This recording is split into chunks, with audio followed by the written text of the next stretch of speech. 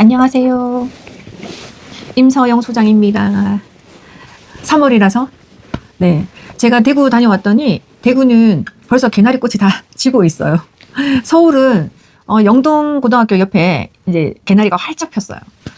네, 엄마들하고 금요일날 라이브에서 하고 싶은 이야기들을 하니까 너무 좋은 것 같아요. 재미있고.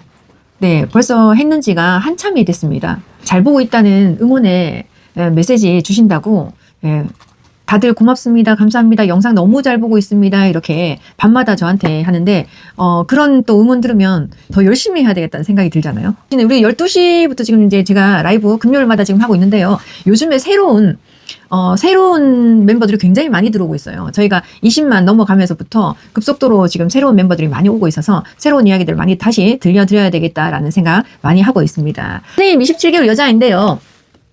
밥을 3숟가락 정도 먹으면 밥에 흥미를 잃고 장난을 쳐요. 어떻게 하는 게 좋을까요? 밥 시간마다 전쟁이에요. 24개월 전까지는요, 아이들이 배꼴이 늘어나지 않기 때문에 아이들이 밥을 안 먹어도 배가 고프다고 잘 못 느껴요. 그래서 24개월 전에는 따라다니면서 먹이고, 얼르고 달래고, 숟가락 떠먹여주면서 먹이고 이런 게 맞습니다. 하지만 24개월이 지나고 나서 27개월 정도가 됐잖아요. 3숟가락 정도 먹어도 아이가 밥에 흥미가 없다면 그때부터는 맛이 없고 재미가 없고, 그죠? 먹는 게 혼자서 억지로 먹는 듯한 느낌이 든다는 거죠. 그래서 엄마가 이 시기 때는 너 이거 다 먹으면 내가 이거 줄 거야 라고 해서 반찬 그릇에다가 아이가 먹을 수 있는 거, 아이가 좋아하는 게 과자일 수도 있고요. 젤리도 있을 수 있어요. 그래서 반찬 그릇 옆에다가 그거를 놔둡니다. 그래서 이거 다 먹으면 먹을 수 있어. 이거 다 먹으면 먹을 수 있어. 동기부여가 좀 있는 게 좋아요. 그러면 아이들이 밥 먹을 때 희망이 좀 생기는데 엄마는 밥도 안 먹고 계속 아이를 보고 밥 먹어 하는 것도 굉장히 힘들고 그죠? 어려울 것 같아요. 저도 아이들이 간도 안 돼 있는 그 반찬 맛있게 먹는 것도 아이들도 힘들 것 같다는 생각이 많이 들거든요. 항상 엄마랑 함께 같이 밥을 먹는 모습을 보여주는 거가 굉장히 중요한 교육이라는 거 잊지 마시고 함께 같이 밥을 먹을 수 있도록 밥상을 차리시는 게 중요하고요. 또 하나는 그 아이가 밥을 먹을 수 있도록 동기부여가 될 수 있도록 옆에 과자든 젤리든 좀 두시는 것도 좋고요. 또 하나는 운동량이 너무 부족해서 배고픔을 못 느낄 수도 있어요. 그래서 내 아이가 말만 잘한다든지 아니면 말도 못하는데 아이가 움직이지도 않는다든지 그래서 배고픔을 느끼지 못할 정도로 운동량이 부족해서 그럴 수도 있고요. 또 최악의 방법은 그래? 안 먹을 거야? 그래 알았어 라고 가감없이 한번 치워보세요. 그래서 밥 안 먹는 친구는 물도 못 마셔. 밥 안 먹는 친구는 사과도 안 줄 거야. 밥 안 먹는 친구는 고구마도 못 먹어. 라고 하면서 밥을 먹지 않으니까 다른 것도 아무것도 못 먹는다는 걸 보여줘서 한 끼 정도는 배고픔을 느낀 상태에서 맛있게 밥을 먹는 그런 즐거움을 한번 보게 하면 아이들은 대부분 다 밥을 잘 먹습니다. 27개월부터는요. 숟가락으로 들고 밥을 먹는 교육부터 천천히 시킨다고 생각하시고 밥 먹는 건 즐거운 거야. 먹는 건 행복한 거야. 라는 걸 보여주시는 게 엄마가 몸소 보여주시는 게 가장 중요할 것 같습니다. 안녕하세요. 32개월 여자입니다. 영재호 사이트에서 병아리 왕초보 워크북 사서 하고 있는데 아이가 집중을 잘 못해서요. 한글 떼기 잘하는 방법이 있을까요? 32개월 정도 여자아이면 아이들이요. 앉아서 줄긋자 성긋자 하면은 아니야 내가 할 거야. 아니야 내가 할 거야. 엄마가 가르쳐주면 시시하게 생각해요. 32개월 정도 되면은 일찍인 게 아니에요. 조금 더 어릴 때 하시는 게 훨씬 더 좋아요. 나이가 들면 들수록 말도 잘하고요. 뺀질뺀질 되고요. 또 엄마가 시키면요. 반대로 하고요. 이러거든요. 그런데 지금요. 아이들이 청개구리 시간이 제가 언제라 그랬어요? 30개월부터 36개월까지가 청개구리 구간이라고 했어요. 근데 마치 청개구리 구간에 딱 들어와서 활동지 꺼내놓고 이거 해볼까? 색칠 해볼까? 그러면 시시하게 생각한단 말이에요. 그러니까 엄마가 조금 더 다른 방법을 생각하셔야 됩니다. 그 전에 14개월, 15개월부터 아이들이 잡고 낙서하듯이요. 성긋기를 출발, 멈춰 하는 것들부터 시작해서 원래 그 시기 때부터 하는 거고요. 18개월 정도 되면은요. 플래시카드 같은 거를 아이들한테 꺼냈을 때 한번 꺼내볼게요. 이렇게 플래시카드를 꺼냈을 때 여기 이렇게 모양이 있잖아요. 기차죠. 예, 양말이죠. 예, 긴 바지, 단바지, 예, 곤충 뭐 이렇게 나옵니다. 나비 이렇게 나오는데 이런 것들을 아이들한테 보여주면서 이게 벌이야. 이게 개미야. 라는 걸 아이들이 알게 가르쳐 주시는 게 굉장히 중요해요. 32개월인데요. 그 정도는 다 알아요. 이러실 수 있습니다. 그 정도는 다 알아요. 그래요? 그러면 천천히 했을 때 다 아는 거. 자, 이거 뭘까요? 올빼미? 이거 뭘까요? 여우? 이거 뭘까요? 고릴라? 이렇게 하는데 언제 하느냐? 보세요. 악어. 호랑이, 새, 이렇게 여러 가지 이야기를 하게 하지 마시고, 기본적으로 아이들이 빨리 말하는 게 굉장히 중요합니다. 이거 뭐야? 기차, 이거 뭐야? 양말, 이거 뭐야? 긴 바지, 이거 뭐야? 반바지. 이렇게 짧게 빨리 말하는 게 되게 중요해요. 근데 아는 거랑 빨리 말하는 거랑 뭐가 차이가 나요? 이렇게 생각하시는 분이 계시거든요. 아는 거는 늘 아는 거예요. 빨리 말하는 건 자기 조절 능력이 되는 거예요. 빨리 말하라 할 때 빨리 말하고 천천히 말하라고 할 때 천천히 말합니다. 그런데 왜 천천히 말하면 한글 떼기가 어렵나요? 천천히 말하는 순간 아이들은 다른 생각을 해요. 자, 이게 뭐야? 그랬을 때 곤충 그래요? 그럼 아이가 어떻게 해요? 가서 우리 곤충 잡았지, 잠자리 잡았지. 중간에 자기 생각이 막 나요. 나비 보여주잖아요. 나비 엄마 잡아줘. 나비책 막 띄어서 또 나비책을 갖고 와요. 그렇게 하면 안 되나요? 네, 맞아요. 그렇게 하는 건 놀이예요. 놀이를 하면은 생각이 중간에 들어가서요. 다른 생각이 들어와요. 한글 떼기를 할 때는 그냥 내가 사과, 포도, 바나나 다른 생각이 들어오지 않고 사물의 이름을 정확하게 말하는 게 굉장히 중요합니다. 그러면 나중에 이 글자를 찍을 때도요. 아이가 정확하게 그 글자를 그냥 찍어내는 거예요. 이게 뭘까라고 고민하는 게 아니라 이거를 개미라고 이렇게 그냥 탁탁 내가 생각하지 않고 직관적으로 바로바로 나올 수 있도록 하는 게 굉장히 중요한 겁니다. 그래서 내가 생각을 한다라고 하는 건 머리가 아프고요. 공부라는 개념으로 넘어가는 거예요. 그런데 직관뇌를 사용하면은요. 짠 누굴까? 호랑이, 사자, 포도, 나비 이런 식으로 하면은 기본적으로 아이들은 그냥 툭툭툭 튀어나오는 거예요. 생각해서 나오는 게 아니에요. 그냥 툭 튀어나오는 거야. 아이들은 이런 무의식의 자극을 해주고 직관뇌를 사용하면 훨씬 더 학습이 즐겁고 재밌어요. 왜? 생각하지 않고 알거든요. 아이들을 모두요. 가르쳐서 안다고 생각하시면 안 돼요. 아이들은 태어나면서 엄마인 줄 그냥 아는 거고요. 모유수유 하잖아요. 아이는 그냥 본능적으로 찾아서 젖을 쪽쪽쪽 빨 수 있어요. 모든 걸 다 가르쳐야지만 우리 아이가 안다고 생각하시면 안 돼요. 아이들은요. 하나를 가르치면 열을 알아요. 이런 시기는 스폰지처럼 받아들인다고 해요. 그래서 우리가 아이들한테 한글을 가르칠 때 뭔가 가르친다라는 것보다 내가 찍어서 넣어준다라는 느낌으로 직관뇌를 이용한다라는 느낌으로 우측뇌를 자극한다는 느낌으로 탁탁탁 해주셔야 됩니다. 그래서 활동지를 먼저 하려고 하지 마시고 플래시카드를 들고 이 플래시카드에 나오는 그림을 보고 빨리 말하게끔 하는 게 굉장히 중요하고요. 그 다음에 그림자를 보고 빨리 말하게끔까지 하는 게 굉장히 중요합니다. 예, 그 다음에 제가 어떻게 한다 그랬어요? 우리 아이는 그림자 보면 다 알아요. 이제 그림자 보면 다 할 수 있어요. 그러면 이제 그림자 카드를 이렇게 돌리잖아요. 네, 이렇게 돌리고 있다가 가위를 갖고 와서 아이가 이렇게 했더니 이거 뭐야? 그랬더니 야우! 이렇게 말해요. 그래, 여우 친구를 그림자가 상하지 않도록 처음에는 쓱싹쓱싹. 자, 이렇게 해도 뭐야? 여우! 자, 그림자가 상하지 않도록 이렇게 해도 이거 뭘까요? 해도 아이가 여우라고 합니다. 그래서 처음에는 아이들이 그림자가 상하지 않도록 잘라주는 거를 첫 번째로 하시면 그러면 그래도 아이들은 잘랐기 때문에 모른다? 아니에요. 잘라도 아이들은 그거를 정확하게 이렇게 해도 여우라고 합니다. 그러면 그림을 첫 번째는 그림자 없이 잘랐어요. 그림자 상하지 않도록 잘랐어요. 그 다음에는요, 그림자가 상해도, 자, 이건 뭐야? 그러면 아이가 여우라고 해요. 그러면 그 다음에는 그림자가 상해도 글자가 상하지 않도록 잘라요. 자, 이렇게 해도 뭘까요? 라고 하면 해보세요. 아이들이요, 여기가 잘려져 있어도 직관내구로 착 찍었기 때문에 이게 잘려서 머리가 없어져도 이거를 여우라고 읽습니다. 못할 것 같아요? 아닙니다. 아이들이요, 이렇게 그림자의 그림이 반틈 날아가도 조금만 남아도 버리라고 했습니다. 왜? 아이들은 부분을 보고 전체를 아는 뇌를 가지고 있고요. 어른들은 전체를 보고 부분을 나중에 봐요. 그래서 아이들의 뇌와 우리 어른들의 뇌는 다릅니다. 우리가 유추한다 하는데 아이들은요, 돼지 코를 보고 돼지라고 알아요. 코끼리의 긴 코를 보고 코끼리라고 알아요. 그 특징 작은 거 하나만 있어도 그걸 맞춰내죠. 그런데 우리 어른들은 처음부터 사람을 봤을 때 전체적인 걸 딱 보죠. 그리고 자세히 보니까 저 사람 눈이 참 예쁘네.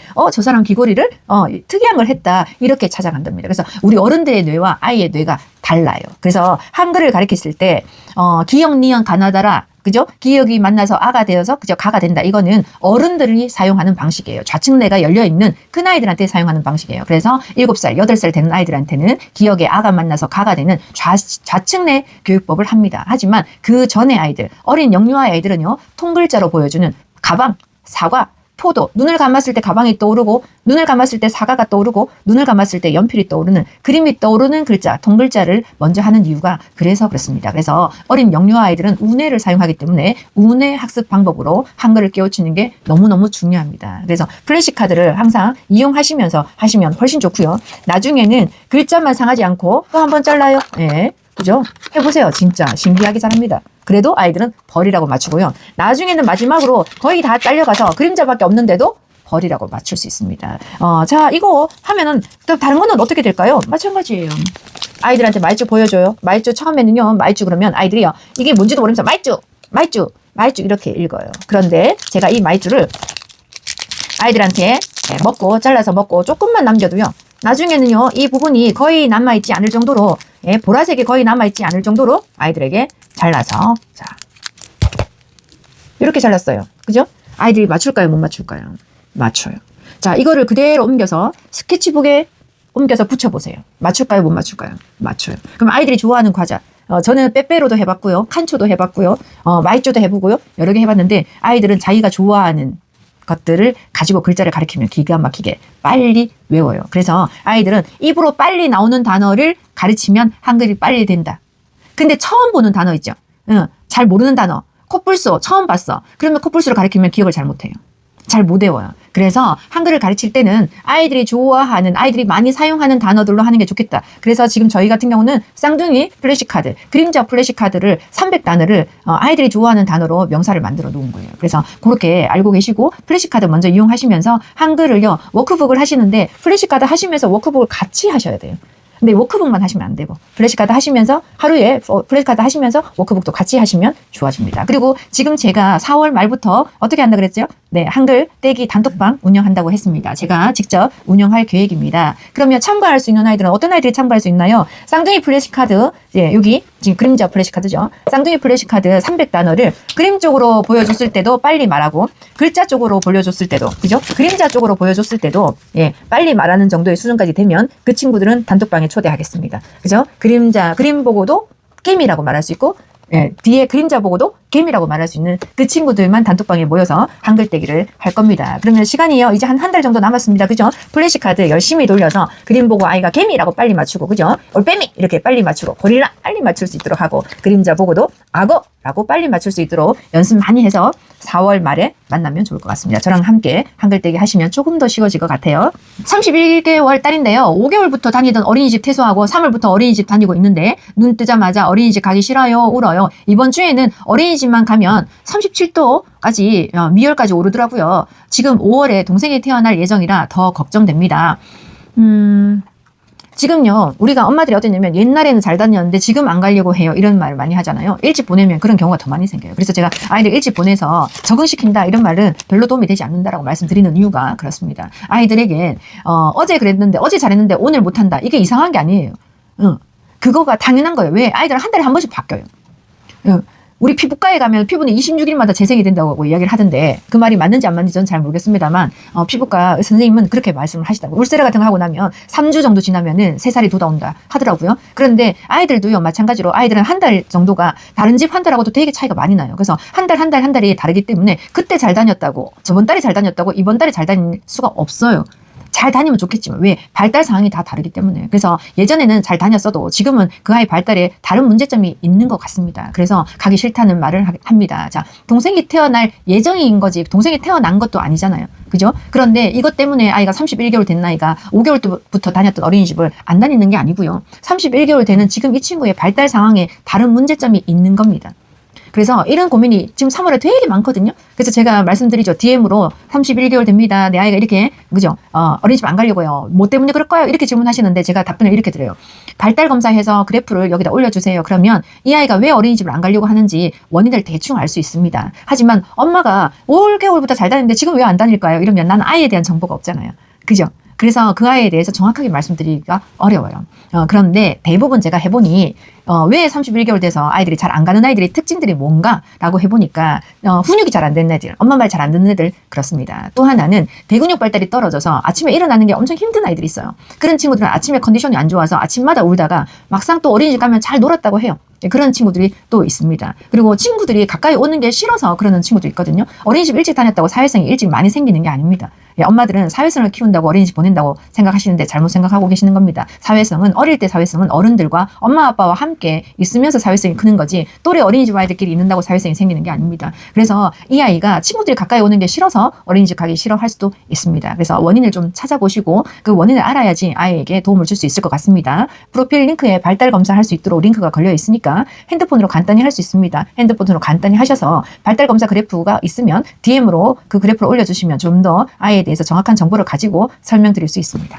14개월인데요. 여자아이인데 떼쓰고 울기 시작할 때 옆에 벽이 있으면 머리를 자꾸 부딪히려고 해요. 이거 어떻게 잡아야 할까요? 14개월이면 말귀를 잘 못 알아듣고요. 화가 나면 본능적으로 막 해결을 해요. 그래서 제가 이야기를 해줘. 14개월부터 17개월은 마의 시간이다. 아이 키울 때 가장 힘든 개월 수가 14개월부터 17개월이에요. 요때는 자꾸 일어서서 아장아장 하는 게 아니라 이제 막 자기가 발로 내가 보고 싶은 걸 막 보러 갈 때고요. 내가 잡고 싶은 걸 막 잡으러 갈 수 있을 때예요. 그전에는 엄마가 안아줘야 갈 수 있었고 아장아장 걷다 보니까 빨리 뛰지를 못했거든요. 근데 14개월부터는 내 다리가 빨리 움직인단 말이에요. 그치만 멈추지는 못해요. 막 뛰었다가 유리문에 멈추지 못해서 쾅 박는 시기도 이 14개월이거든요. 시작은 할 수 있지만 멈추지를 잘 못한다. 감정 조절이 잘 안 되는 시기이다. 그래서 아이가 떼쓰고 우는데 울어봐봐, 끝까지 울어봐봐 하는데 조절 못해요.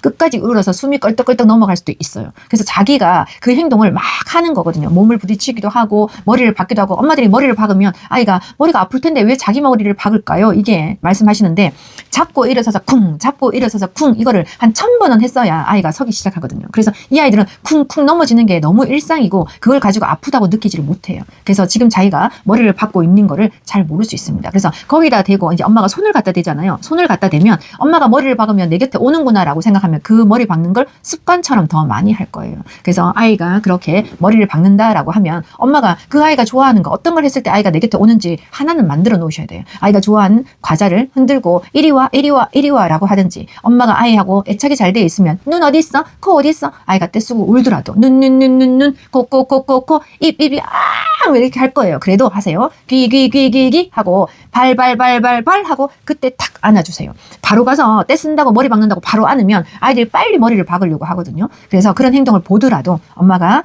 눈 코 귀 제가 다시 말씀드려요. 아이는 안 안는 거 이렇게 해요. 그렇게라도 하시고 그죠? 손 발 하고 탁 안아주시는 게 좋을 것 같고요. 아니면 처음으로 해주는 게 이리 와 라고 해서 엄마가 아이를 불러서 엄마 곁에 올 수 있도록 스스로 올 수 있으면 최고로 좋은 거예요. 근데 울고 떼쓰고 머리 박는데 스스로 안 오겠죠? 그러면 다가가서 안아줘야 됩니다. 감정 조절을 못하는 시기이기 때문에 그렇습니다. 14개월에서 17개월이 감정 조절을 잘 못해요. 그렇기 때문에 그 감정을 막 복받치게 해놓으면 나중에 되게 오래 가요. 이 감정 스트레스를 끝까지 우는 게 더 습관이 돼서 더 많이 운단 말이에요. 그래서 요 시기 때는 엄마가 빨리 달래주는 게 좋거든요. 그래서 엄마가 다가가서 눈 코 입 귀 손 발 하고 그때 탁 안으셔야 됩니다. 바로 탁 앉지 마시고요. 예, 한 번만에 잘 안 됩니다. 너무 급하고 속상하실 것 같은데요. 예, 그것도 다 시간이 지나면 지나가는 거고요. 모든 아이들은 그렇게 하고 있답니다. 그러니까 우리 애가 이제 자기 스스로 뭔가 할 수 있다고 이 녀석이 이제 막 뛰어다닐 수 있다고 이제 해보는구나 이제 성질을 내는구나 라고 생각하시고 그걸 받아들이면 조금 편안한 마음으로 아이를 지켜볼 수 있을 거고 성장 과정입니다. 그러니까 엄마네 집 아이만 그런 게 아니거든요. 자, 요때 엄마들이 집에 있는 게 답답한 것 같아요. 우리 아이가 지금 친구를 못 만나서 그런 것 같아요. 여러 가지 핑계로 문화센터를 가기 시작합니다. 제일 힘든 이 14개월에 제일 많이 문화센터를 간답니다. 그래서 14개월에서 17개월 문화센터 많이 다니는 거 더 아이에게 더 엄마의 이야기를 많이 못 듣고 애착이 깨어질 수 있는 상황을 더 많이 만드는 거니까 요 시기를 피하시는 게 좋습니다. 문화센터 가지 않고 집에 있어야 아이 마음을 빨리 알아차릴 수 있고요. 아이랑 베이비 사인도 훨씬 더 많이 만들 수 있으니까 14개월에서 17개월 피하지 마시고 정면 돌파 아이랑 함께 있으면서 너랑 나랑 이 시간을 정말 잘 보내야 18개월에 우리가 정말 쨍한 햇빛을 만날 수 있어. 근데 14개월에서 17개월을 문화센터 다니고 힘들다고 이 사람 맡기고 저 사람 맡기다 보면 정말 18개월에 18 욕이 나올 만큼 아이가 싫어질 수 있습니다. 그 시기 힘든 거 압니다. 다 누구나 다 겪습니다. 그 시간 잘 버티길 바랍니다. 어머니의 아주 힘든 시기에 왔어요. 이제 시작입니다. 몇 달 동안 고생 좀 하셔야 될 것 같습니다. 그래도 알고 고생하는 게 훨씬 더 좋잖아요. 네, 뭐 더 위로의 말이 없을 것 같아요. 버티세요. 35개월 남자인데요. 하루 잠 총량이 낮밤 포함해서 9시간 정도예요. 밤잠 자기 2시간 전에 불 꺼놓고 조용조용하게 놀아요. 곧 자는 시간이라고 알려줘요. 그런데 늦게 자나 일찍 자나 너무 새벽 기상이에요. 밤잠이 총 8시간 뿐이에요. 이래도 괜찮은 걸까요? 낮에 에너지 넘치게 잘 놉니다. 35개월 정도 되어서 영리한 친구들은 낮잠을 안 잡니다. 안 자는 친구가 훨씬 더 많습니다. 그러니까 낮잠은 안 자는 게 좋겠고요. 밤에 일찍 잔다라고 하는데 자, 밤잠 자기 전에 2시간 전에 불을 끄고 조용조용하게 논다. 아니요. 2시간 전에 불을 끄고 그냥 생활하셔야 돼요. 조용조용하게 노는 게 아니라 불 끄고 노는 시간이야 라고 해서 그냥 몸을 뒹굴기도 하고 책을 보기도 하고 왔다 갔다 하기도 하고 그냥 놀아요. 그래서 태양의 기운이 그죠? 다운이 되면서 그냥 자연스럽게 내 몸이 축 늘어지면서 그냥 이렇게 자는 거예요. 그래서 조용하게 일부러 재울 필요는 없을 것 같습니다. 9시에 잔다고 치면은요, 결국은 7시에 불을 끄고 무드등을 켜고 전체 모든 사람이 생활을 해야 된다는 거잖아요. 그죠? 10시에 잔다고 치면 8시 정도에 그죠? 불을 끄고 무드등을 켜고 모든 사람이 행동한다는 거잖아요. 그래서 아침에 너무 일찍 일어나는 게 고민이다 그러면 10시쯤 잠을 자게끔 하시고요. 8시쯤 조용하게 조용한 게 아니라 불을 끄고 무드등을 켜고 생활하시는 게 좋을 것 같습니다. 너무 일찍 자는 것도 저는 아니라고 생각하거든요. 35개월 정도 되면은요, 어린 나이가 아니에요. 예, 그러니까 낮잠을 안 자는 게 지금 제일 좋은 방법인 것 같으네요. 낮잠 자는 시간을 좀 줄이시면 밤잠을 조금 더 깊이 자고요. 또 너무 일찍 잔다 싶으면 조금 더 놀아주다가 잠을 자는 게 더 좋지 않을까요? 새벽에 아이들이 일어나는데 보통 6시에 7시에 벌떡 일어나는 애들 많습니다. 9시에 자다 보면은 6시에 일어나서 혼자 노는 친구들도 되게 많아요. 그래서 엄마 아빠를 안 깨우고 내가 막 와봤더니 혼자 자고 있다가 막 와봤더니 엄마 아빠가 자고 있어. 그러면 혼자 노는 친구들도 많아요. 그래서 엄마가 자고 있을 때는 깨우지 마, 아빠가 자고 있을 때는 깨우지 마, 너가 책 좀 보고 있어 라고 말해줘도 알아듣는 35개월이잖아요. 아이가 일찍 기상하기 때문에 엄마가 힘들다는 뜻 같거든요. 그러니까 나 좀 깨우지 마 라고 아이에게도 말을 하는 것도 좋을 것 같습니다. 21개월 여자 아기가 잘 놀다가도 아니야 아니야 하고는 계속 아니야만 반복하고 울고 떼쓰는데 이때 어떻게 해야 될까요? 아니야를 받아들이지 마세요. 그냥 아이들 아니야 아니야 싫어 싫어 뭐 이렇게 하거든요. 24개월 정도가 되면은요, 자기의 자아가 나타나기 때문에 모든 걸 아니야 아니야 아니야로 하는데, 똑똑하고 영리한 친구들은요 18개월부터 그런 게 나타나요. 그래서 우리가 24개월에 자기의 자아가 나타나는 시기는 내가 엄마 말을 그동안은 잘 들었지만 이제 나도 살아있는 존재야, 엄마가 시킨다고 내가 호락호락하게 하지 않아 라고 생각하는 시간이 24개월 지나서부터예요. 그래서 그때부터 우리가 정확하게 훈육을 한다라고 이야기를 합니다. 근데 아이마다 발달 상황이 다 다르거든요. 그래서 어떤 아이들은 6개월 정도 빠른 아이가 있고 어떤 아이들은 6개월 정도 늦은 아이가 있는데, 조금 우리 아이가 빠르다고 생각하면 18개월부터 아니야 아니야가 나옵니다. 그래서 18개월부터 훈육을 하시는 게 좋겠고요. 이 아이가 아니야라고 해도 아니라도 하는 거야, 아니라도 하는 거야 라고 해서 끝말을 하게끔 그냥 받아들이세요. 아니야 하면 왜 하기 싫어 이렇게 하지 마시고 싫어도 하는 거야, 힘들어도 하는 거야, 그래도 먹는 거야, 안 먹어 해도 그래도 먹는 거야 라고 해서 그 말을 그냥 안 받아들이시면 됩니다. 이 아이들은 그냥 하는 말들이거든요. 의미가 꼭 있는 게 아니에요. 아니라 그래서 치우잖아요, 또 달라 그래요. 안 먹겠다 그래서 치우잖아요, 또 먹는다 그래요. 그러니까 그거에 맞춰서 엄마가 왔다 갔다 하시면 엄마가 그죠?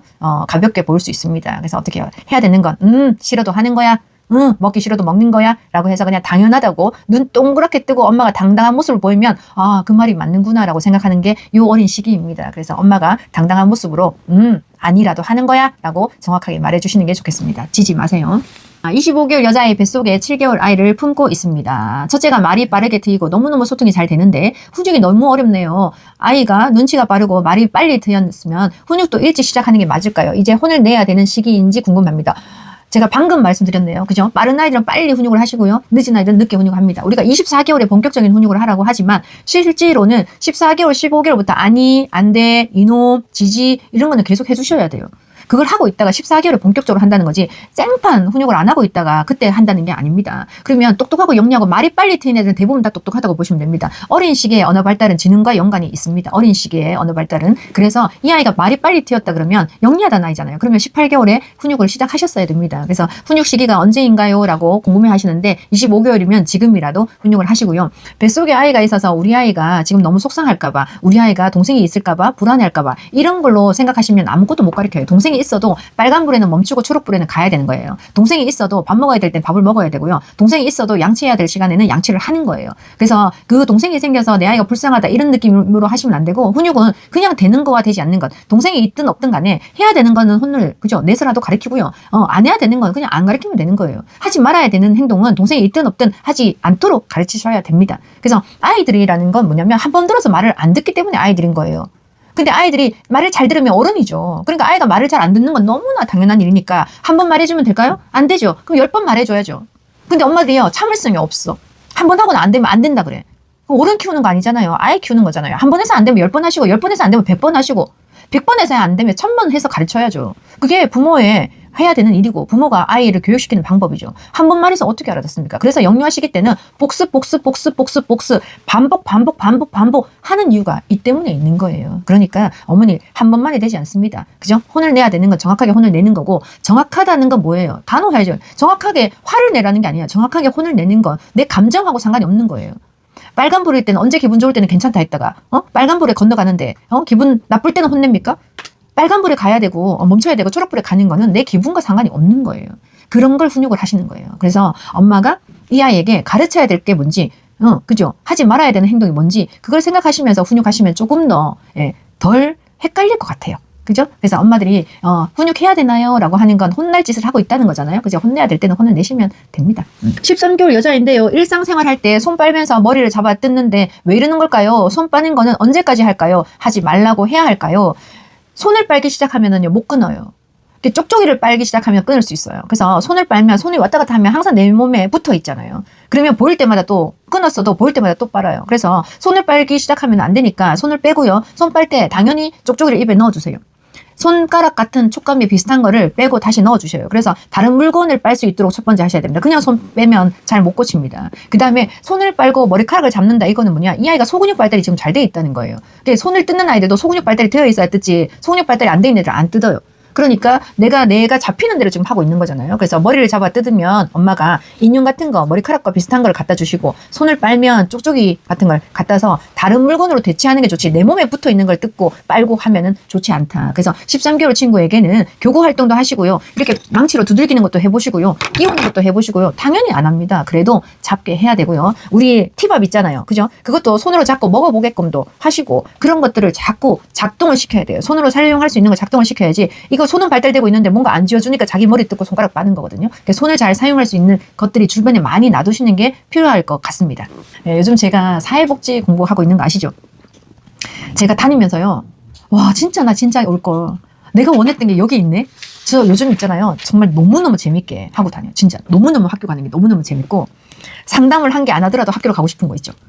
주말 토요일 일요일만 하잖아요. 요즘 토요일 상담 거의 안 하고 있습니다. 학교 간다고 제가 안 하고 있는데, 너무 재밌어요.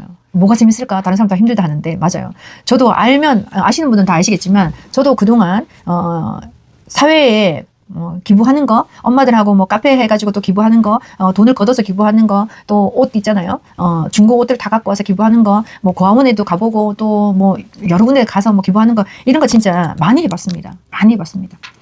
루게리 거기도, 그죠? 저희 거의 3천만 원 가량 기부하고, 그렇게 해봤는데, 해보니까 뭔가 표가 나는 게 없으니까 흥미가 없는 거예요. 연탄 봉사도 해보고 뭐 했는데, 뭐 해봐도 그날 뭐 현수막 딱 들고 뭐 사진 찍는 게 다지, 뭐 사실 뿌듯함을 안 느끼면 안 되잖아요. 내가 기부를 해서 뿌듯함을 느껴야 또 하고 싶은 마음이 생기고 또 하고 싶은 마음이 생기지, 그렇잖아요. 그래서 뭔가 하고 있는데 뭔가 부족한 느낌 있죠. 응? 좋은 일을 분명히 하고 있는데 뭔가 부족한 느낌, 그게 나한테는 만족이 별로 없었어요. 그래서 제가 좀 다른 뭔가가 없을까? 이런 생각을 많이 하고 있는 찰나였는데, 상담실에 와서 상담을 하면요, 다들 힘들어서 오시잖아요. 또 좋으면 좋은 대로 힘들어요. 말을 잘하면 말을 잘하는 대로 힘들고요. 말을 못하면 말을 못하는 데 힘들고요. 공부를 잘하잖아요. 전교 1등 하잖아요. 전교 1등 해도 문제가 있어요. 공부를 또 못하면 못하는 대로 문제가 있고요. 게임을 안 하잖아요. 게임을 안 하는데 얘는 또 말도 안 해. 또 어떤 애는 말은 잘하는데 또 게임을 해. 뭐 다 달라. 다 달라. 그래서 상담실에 오면 100% 만족을 시키지는 못하지만, 제가 점점 하면서 마법 같은 일들이 내 상담실에 매번 일었으면 좋겠다. 좋아지면 좋겠다. 이런 생각이 자꾸 드는 거예요. 원래 심리 상담하는 사람들은 그런 마음을 가지면 안 되거든요. 시간을 두고 틈을 두고 천천히 이렇게 하는데, 저는 그런 성격이 못 돼요. 저는 성격이 되게 급해요. 뭐가 문제가 생기면 빨리 해결하고 싶지, 그걸 뭐 10번 오세요. 이런 거 싫어해요. 나 맨날 한 번만 오라 하잖아요. 그런데도 부족한, 내가 알고 있는 상식에서 해줄 수 있는 거는 내가 이 상담실에서 해주지만, 다 들어보면 돈이 문제인 사람이 있고요. 다 들어보면 시간이 문제인 사람이 있고요. 다 들어보면 이 시대 식구가 문제인 사람이 있고요. 다 들어보면은 신랑이 아파서 문제인 사람이 있고요. 내가 해결해주지 못하는 많은 부분들이 있는 거예요. 30년 하면서도. 그러니까 상담하고 나면 이 엄마의 마음은 내가 다 알겠어. 근데 뭔가 그 사람에게 이렇게 해주세요, 이렇게 해주세요라고 하면서 그 엄마의 상황을 알기 때문에 그런 말조차도 못할 경우도 있더라고요. 그러니까 저 사람 여기에 힘들게 왔을 텐데, 저 사람 여기에 큰맘 먹고 그 돈 내고 왔을 텐데 내가 이것밖에 못 해주나? 이런 생각이 들 때가 있어요. 그래서 항상 그 부족한 게 있어서 항상 갈구했었는데, 사회복지학과를 가보니까요, 그런 걸 하는 거예요. 내가 부족했던 부분을 지자체 어디랑 연결을 시켜서 그 사람에게 도움을 줄 수 있는지를 알게 해주는 건 거예요. 봉사를 해, 기부를 해, 어떤 방식으로 어떻게 하는 게 정말 올바른 봉사인지 올바른 기부인지를 알게 해주는 거예요. 내가 남들에게 도움을 주고 싶은데 이 도움이 불쌍해서 주는 게 아니고 정말 정당하게 잘 나눠줄 수 있고, 받는 사람들도, 그죠? 죄책감 느끼지 않게 받고, 또 그 사람들도 고마운 마음에 또 다른 사람에게 기부하고 싶은 그런 마음이 들 수 있도록 나눔을 하는 건 거예요. 그러니까 사회복지학과가 많아야 돼. 내가 봤을 때 사회복지학과가 많아야 되고, 선진국에서는 사회복지학과가 옛날부터 있었을 거라고 생각 드는 거예요. 우리나라는 사회복지학과가 생긴 지 얼마 안 되거든요. 다 행정학과에서 그냥 같이 했지 사회복지학과 독립적으로 있는 데가 그렇게 얼마 되지 않았어요. 그런데 어머 진짜 이런 직업이 굉장히 좋구나. 법적으로도 잘 알아야 돼. 그래서 변호사 같은 마인드도 있어야 돼. 또 사람을 살린다는 의사 같은 마인드도 있어야 돼.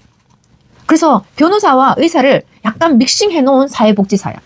나는 진짜 이제 앞으로는 사회복지사라는 직업을 사자로 생각해야 돼. 우리가 의사, 변호사 이런 것처럼 사자로 생각해서 굉장히 좋은 대우를 해주고 그 사람들이 사회에 공헌하는 사람들이라고 대우하고 인정받게끔 해야 돼. 내가 봤을 때는. 응? 그래서 이거 진짜 잘했다. 나이 들어서 여유 있은 신분들을요. 사회에 공헌해야죠. 돈 많은 사람들 사회에 공헌해야죠. 근데 세금 혜택 받으려고 그냥 준다. 그냥 기부한다. 이런 마음 말고 정말 내가 열심히 벌었던 그 돈이 어디로 가서 어떤 사람들에게 도움이 되고 있는지를 봐야지. 알게 해야지. 그런 뿌듯함을 갖게 하고 나 혼자 기부하는 것보다 옆에 사람들도 함께 할 수 있도록 운동을 해서 기부하는 운동을 만들어서 함께 하는 그 문화를 만든다면 진짜 이 사회는 좋아질 것 같은 거예요. AI, 챗GPT, 할머니, 할아버지 정말 혼자서 홀로 있잖아요. 그 사람들이 뭐가 필요해? 로봇가 필요해? 아니. 기계가 필요해? 아니. 챗GPT가 필요해? 아니. 그냥 사람들이 그리운 거예요. 그런 사람들은 사회에서 대신할 수 없어. 사회복지사는 앞으로 AI 시대에 최고 전망이 있는 직업인 것 같아. 내가 봤을 때. 그리고 엄마들도요. 저 따라 공부하세요. 청소년 있죠? 청소년 상담소 사회복지사들이 만들어요. 그런 센터 좀 차리세요. 애 키우면서 내 때문에 겪었던 많은 청소년들, 비행 청소년도 많지만 일탈하는 애들도 많지만 또 이 청소년 시기를 잘 겪은 엄마들도 있잖아요. 그것도 좀 남들한테 가르쳐주면서 힘든 애들 좀 돌봐주면서 배움을 나누세요. 사회복지학과 많이 오세요. 내가 뭔 이야기 하다가 지금 이렇게 이야기 된 거야. 하지만 결론은요. 잘 선택했다고 생각하고 끝까지 한번 해보고 동국대학교에서 사회복지학과 박사과정이 내년에 처음 생겨요. 그래서 그 박사과정 때문에 제가 또 다니면서 박사과정까지 쭉 한번 해보려고 하니까 저랑 함께 공부하실 분들 DM 주시고 제가 잘 안내해 드리도록 하겠습니다. DM 주시고 제가 플래시카드 해서 한글떼기 단톡방 하고 있는 거 아시죠? 그래서 그림자 플래시카드 구입하셔서 집에서 한 달 동안 열심히 그림 보고 아이가 빨리 말할 수 있도록 이 정도는 하실 수 있잖아. 그림 보고 아이가 빨리 말할 수 있도록 집에서 트레이닝 하셔서 4월 말에 한글떼기 단톡방에 꼭 들어오시길 바랍니다. 오늘 여기까지 하고요. 금요일 상담 저는 지금부터 시작하도록 하겠습니다. 감사합니다.